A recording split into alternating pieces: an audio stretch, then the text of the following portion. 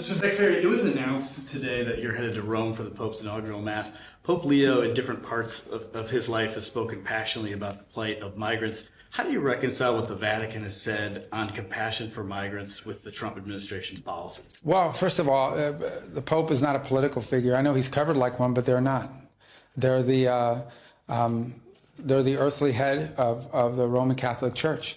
And the Church has strong social doctrine teachings, and I think there is not incompatibility. We, too, are compassionate towards migrants. I would argue there's nothing compassionate about mass migration.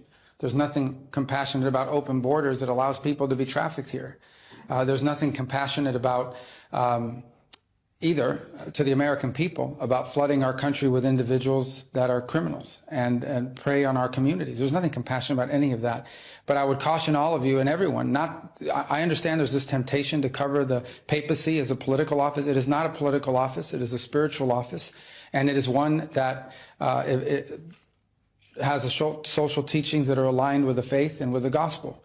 And but I don't believe those are incompatible with a national policy that tries to prevent mass migration, which is not compassionate to people that are being trafficked into our country, and is also not compassionate to people in the country who suffer gravely. When 1 million people come here illegally, if 1,000 of them are dangerous criminals, those are a lot of victims, and that's not fair either, and that's not compassionate. So, by the way, I mean, and I don't mean this to be snarky, but the Vatican has rules about who can come in and who can overstay. So every place has that.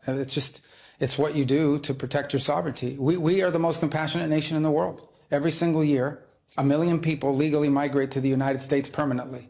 Permanent residency. No other nation is nearly as compassionate as we are. We've been doing it for a long time.